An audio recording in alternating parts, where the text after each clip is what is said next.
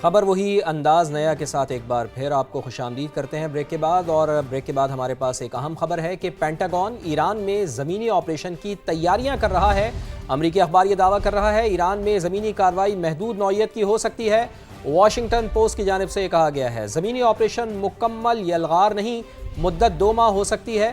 Washington post کی جانب سے یہ بتایا جا رہا ہے ٹرمپ کی منظوری سے جنگ کا زیادہ خطرناک مرحلہ شروع ہوگا۔ امریکی اخبار کا یہ بھی بتانا ہے خارق جزیرے پر قبضہ، آبنائے ہرمز کے ساحلی علاقوں پر حملوں پر غور، ممکنہ زمینی کارروائی۔ ایک اور امریکی بحری بیڑا مشرق وسطی پہنچ گیا ہے جس میں 3500 ٹروپس موجود ہیں، اور میرینز USS ٹریپولی کے ذریعے پہنچے ہیں، سینٹ کام کا ایسا بتانا ہے۔ بحری بیڑے پر جنگی طیارے اور تکنیکی آلات بھی موجود ہیں، امریکی سینٹ کام کا ایسا بتانا ہے۔ صدر ڈونلڈ ٹرمپ حالیہ کارروائی کچھ عرصے تک جاری رکھیں گے، نائب صدر JD وینس کا ایسا بتانا ہے۔ بالکل اسرائیل کا خطے کے نقشے میں تبدیلی کا ارادہ مسترد کرتے ہیں، GCC کی جانب سے یہ کہا گیا ہے پورا خطہ اس تنازع کی بھاری قیمت ادا کر رہا ہے۔ خلیج تعاون کونسل کی جانب سے یہ کہا گیا ہے ضمانت دی جائے جنگ کے بعد ایرانی میزائل خطے کے لیے خطرہ نہیں ہوں گے۔ اعلامیے میں یہ کہا گیا ہے ایران کا میزائل پروگرام صرف اسرائیل ہی نہیں پورے خطے کے لیے خطرہ قرار۔ GCC ممالک یعنی خلیجی ممالک کی جانب سے یہ کہا گیا ہے یعنی کہ ایران اسرائیل کشیدگی کم کرنے پر زور، آبنائے ہرمز کی حیثیت میں تبدیلی کبھی بھی قبول نہیں کی جائے گی، یہ چیز سامنے ہے۔ جیسا کہ میں نے آپ کو بتایا تھا کہ اپڈیٹس آنے کا سلسلہ بھی جاری ہے، تو امریکہ اور اسرائیل کی ایران پر جارحیت کا سلسلہ جاری ہے۔ شمالی اور جنوبی تہران پر شدید بمباری ہوئی ہے، 12 افراد زخمی ہوئے ہیں۔ مغربی تہران میں عمارت اور گاڑیوں کو شدید نقصان پہنچا ہے۔ اصفہان، شیراز اور کاراج میں بھی دھماکوں کی اطلاع ہے۔ تو امریکہ اور اسرائیل کی ایران پر جارحیت کا سلسلہ جاری ہے، مسلسل بمباری کی جا رہی ہے امریکہ اور اسرائیل کی جانب سے، اور تازہ بمباری میں 12 افراد زخمی ہوئے ہیں، جبکہ مغربی تہران میں بھی نشانہ بنایا گیا ہے مختلف جگہوں کو امریکہ اور اسرائیل کی وہی جانب سے۔ چیز ہے نا کہ مشرق وسطی میں کشیدگی میں اضافہ ہوتا جا رہا ہے۔ بحرین میں الومینیم کی ایک بڑی کمپنی پر ڈرون حملے میں 2 افراد زخمی ہوئے ہیں، بحرینی حکام یہ بتا رہے ہیں، اور ان کے مطابق تنصیبات کو پہنچنے والے نقصان کا جائزہ لیا جا رہا ہے۔ کویت کی وزارت دفاع نے بھی ایک ڈرون مار گرانے کا دعویٰ کیا ہے۔ ادھر عراق کے اربیل ریجن میں کرد رہنما کی رہائش گاہ کے قریب بھی ڈرون حملہ کیا گیا ہے۔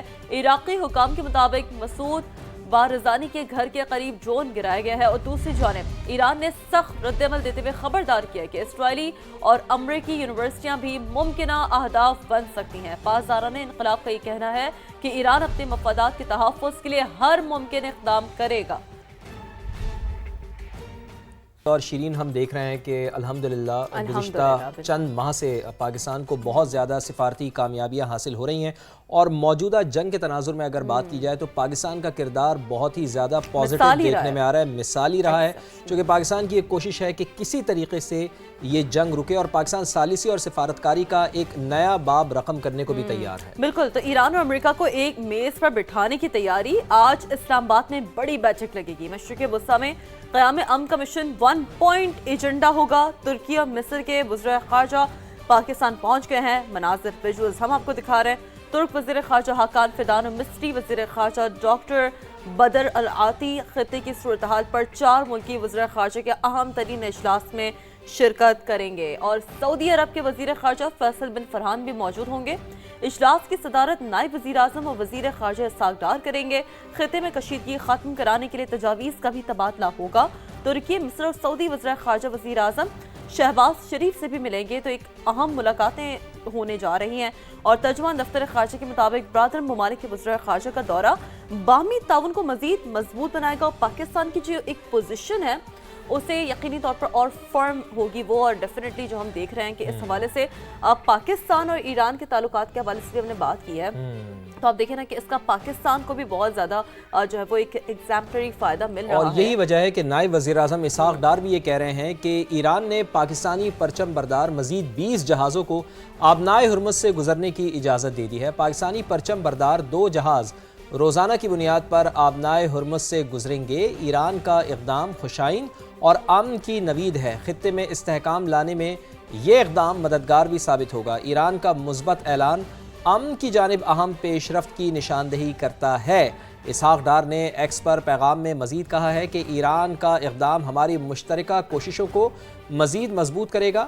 مذاکرات، سفارتکاری اور اعتماد سازی ہی आगे बढ़ने का वाहिद और रास्ता फवाद, है। साफ इसे बात भी की जानिब हम से एक कहा गया। सिफाती कामयाबी ही तो करार देंगे ना, बिल्कुल, और exactly क्या ऐसा इसे ही है। करार दिया जाएगा। तो यकीनी तौर पर एक और अच्छी खबर, बरतानिया यूरोप के लिए 6 साल की पाबंदियों के बाद कौमी एयरलाइन की लंदन की हीथ्रो एयरपोर्ट के लिए पहली परवाज आज रवाना होगी। क्या बात है, एक बहुत अच्छी खबरें सामने आ रही है। बड़ा अच्छा लगता है, बड़ा फख्र होता है जब पाकिस्तान अपनी मईशत के मैदान में, पाकिस्तान अपने जो अब सफारतकारी के मैदान में जब वो नाम कमाता है। और यकीनी तौर पर परवाज़ के उड़ान भरने से पहले इस्लामाबाद एयरपोर्ट पर भी हमने देखा कि एक खुसूसी तकरीब का एहतमाम होगा। जी हाँ। इब्तदाई मरहले में हीथ्रो एयरपोर्ट के लिए पाकिस्तान से हफ्तावार 4 परवाजें ऑपरेट होंगी। बहुत सारे ओवरसीज के लिए बहुत बड़ी खबर है, बहुत अच्छी खबर है। और उनकी जो बहुत सारी टाइम बचेगा ना, देखें ना आप कितनी बड़ी लंबी लंबी परवाजें लेते थे, वो स्टे होता था उनका, और दुबई जितना हो रहा भी है, कतर हो रहा राइजिंग है। फ्यूल चार्जेस हैं, उसके बाद तो ये मैं कहती हूँ कि उनको तोहफा दिया गया है ओवरसीज। बिल्कुल, हुकाम के मुताबिक लंदन रूट के लिए बोइंग 777 तैयारा इस्तेमाल होगा।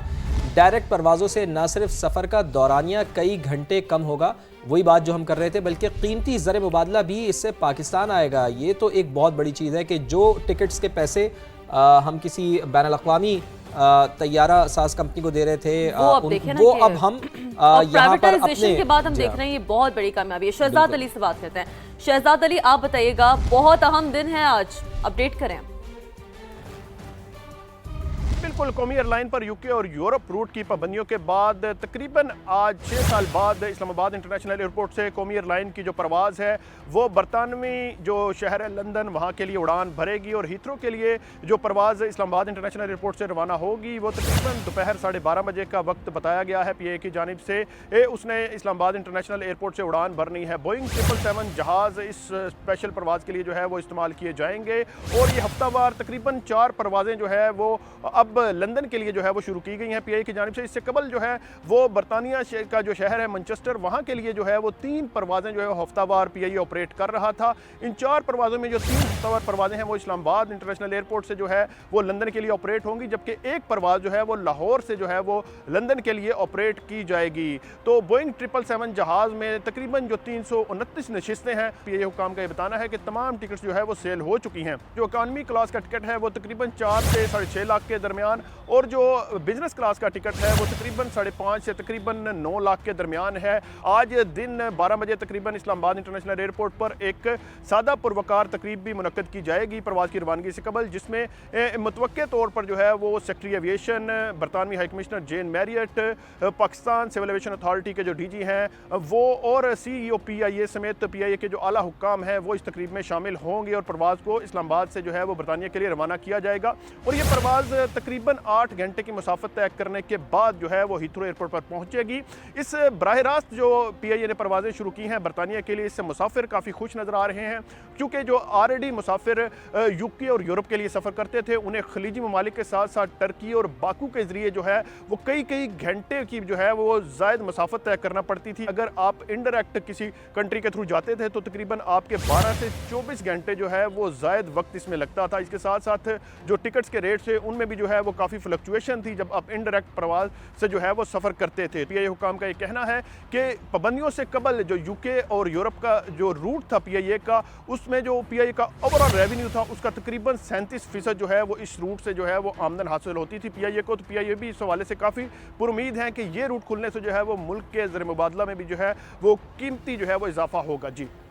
और इसके साथ साथ माहौलियाती बहरान के मामले पर पाकिस्तान ने आलमी सतह पर अपनी आवाज़ बुलंद करते हुए अक़वाम मुत्तहिदा में मौसर इक़दामात का मुतालबा भी कर दिया है। पाकिस्तान के मुस्तक़िल मंदूब आसिम इफ्तिखार ने कहा है कि आलमी अखराज में पाकिस्तान का हिस्सा नहायत कम होने के बावजूद वो माहौलियाती तब्दीलियों से सबसे ज़्यादा मुतासर होने वाले ममालिक में शामिल हैं। बिल्कुल, उन्होंने 2022 के जो तबाहकुन सैलाब और तेज़ी से पिघलते ग्लेशियर्स को एक संगीन खतरा करार दिया। उन्होंने वो भी कोट किया, कहा माहौलियाती बहरान से निपटने के लिए कायम फंड्स को मौसर फाल बनाने पर तवज्जो दी जानी चाहिए।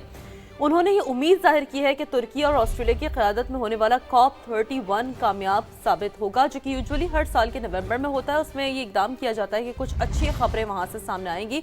तो यहाँ एक अहम अपडेट जी ये हाँ, भी देते update आ रही चलें है, जी। कि मुल्क भर से गैर कानूनी अफगान महाजरीन को मुल्क बदर करने का सिलसिला भी जारी है, जिस हवाले से पाकिस्तान ने बहुत ज़्यादा पहले भी काम किया। बिल्कुल, सरहदी इलाके चमन में होल्डिंग कैंप कायम है, जहां से अब तक लाखों गैर कानूनी अफगान बाशिंदों को वापस उनके वतन भेजा जा चुका है। ताज़ा तरीन तफसीलात जान लेते हैं। चमन बॉर्डर पर मौजूद हैं समा के नुमाइंदे सईद अचकजई। सईद, आप ये बताइए कि अब तक कितने अफगान बाशिंदों को बेदखल किया जा चुका है और उनके खिलाफ क्रैकडाउन की क्या तफसीलात सामने आ रही हैं?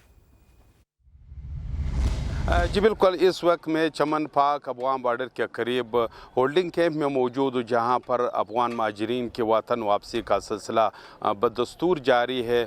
अब तक जो सरकारी आदाद शुमार जारी किए गए उसके मुताबिक सिर्फ चमन बॉर्डर के रस्ते जहाँ पर जो होल्डिंग कैंप है, जहाँ पर उनका जो डेटा रजिस्टर किया गया है, गैर कानूनी तौर पर मुकीम अफगान बाशिंदों को जो वापस जा चुके हैं 4 लाख से ज़ायद जो है वो बताई जा रही है, जबकि ये वो अफगान बाशिंदे उसमें शामिल नहीं है जो उनका डेटा जो है वो और शहरों में जो है वो किया गया है। जबकि जो सरकारी ज़राए उनका ये कहना है कि अफगान बाशिंदों के ख़िलाफ़ सिर्फ बलूचिस्तान में नहीं, दिगर जो सिंध के इलाके हैं जिसमें कराची भी शामिल है, वहाँ से जो अफगान बाशिंदे डिपोर्ट किए जाते हैं वो चमन बॉर्डर के रास्ते डिपोर्ट किए जाते हैं। जबकि चमन समेत बलूचिस्तान के अक्सर ज़िला में भी गैर कानूनी तौर पर मुकीम जो अफगान बाशिंदे उनके ख़िलाफ़ भी क्रैकडाउन का सिलसिला जारी है।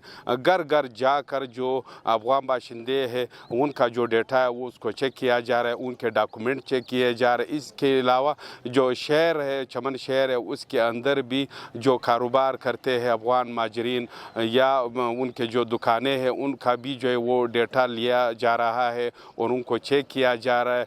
जबकि मुतअद्दिद इलाकों में जो जायदादें वो भी सील की जा चुकी है।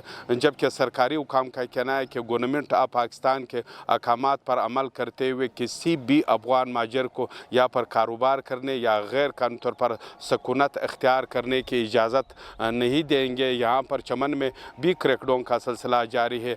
चमन इंतज़ामिया ने यहाँ पर जो गैर कानूनी तौर पर मुकीम अफगान बाशिंदे उनको ख़बरदार किया है कि वो पूरी तौर पर चमन छोड़ दे और रज़ाकाराना तौर पर अफगानिस्तान चले जाए। ये आप देख सकते हैं मेरा आकब में जो होल्डिंग कैंप है, यहाँ पर बाकायदा उनके लिए जो है वो खेमा बस्ती जो है वो कायम की गई, जहाँ पर अफगान बाशिंदों को यहाँ पर जो दूर दराज से हिरासत भी ले जाते हैं, जो यहाँ पर लाते हैं बाकायदा यहाँ पर उनको रखा जा रहा है। यहाँ पर उनके लिए खाने पीने का बंदोबस्त किया गया। यहाँ पर उनके लिए जो रात गुजारने के लिए भी टेंट्स जो खेमा बस्ती है वो भी कायम की गई है। सरकारी हुकाम का कहना है कि गवर्नमेंट ऑफ पाकिस्तान के फैसले के मुताबिक जो गैर कानूनी तौर पर मुकीम अफगान बाशिंदे उनके खिलाफ क्रैकडाउन और ऑपरेशन का सिलसिला जारी रहेगा। जी।